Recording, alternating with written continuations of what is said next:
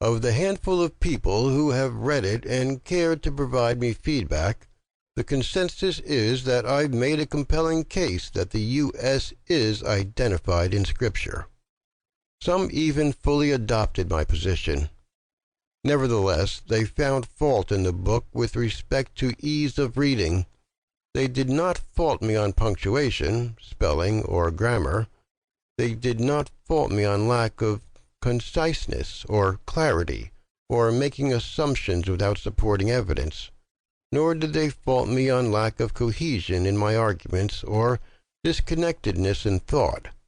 No, rather they faulted me for having too much material to digest. Not in volume of text, it was only 27 pages, including the cover, but in depth of text.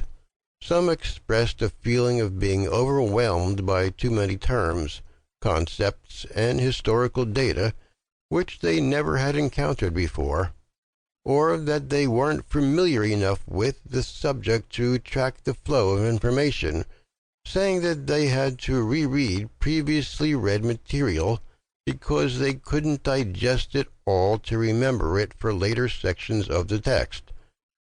Still others complained of the tedium of constantly having to look up scripture references.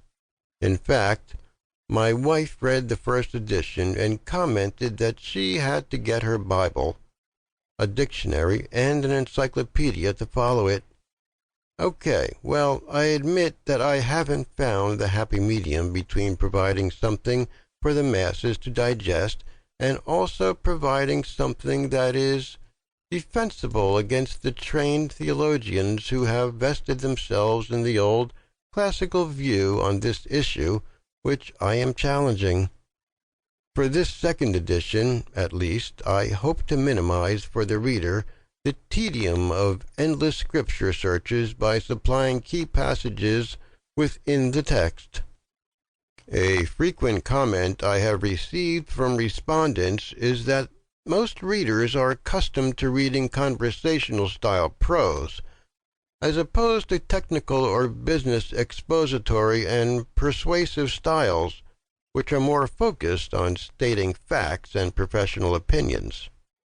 A few friends stated that most people who read Christian literature assume the writer is an expert in their field, and thus also assume that whatever the writer says is accurate.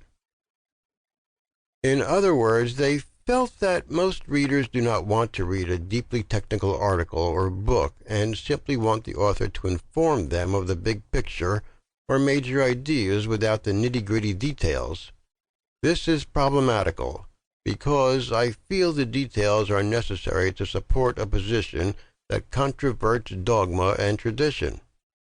Nevertheless, in an effort to reach people who want the big picture without the pain of wading through the minutiae, I have provided in this summary a quick overview of the premise of this book. Here goes.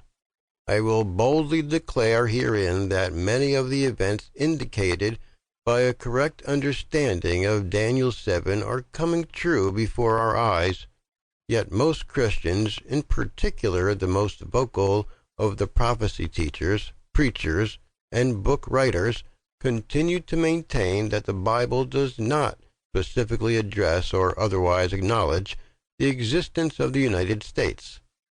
There is a contingent within the bevy of prophecy proponents that believes the United States is indirectly mentioned through references to geographic and geomorphic features, such as mountains and valleys that seemingly describe the United States, or to Mystery Babylon from Revelation 17:5, which these folks believe refers to pagan religions popping up in this country and our immoral and ungodly behavior being promoted throughout the globe.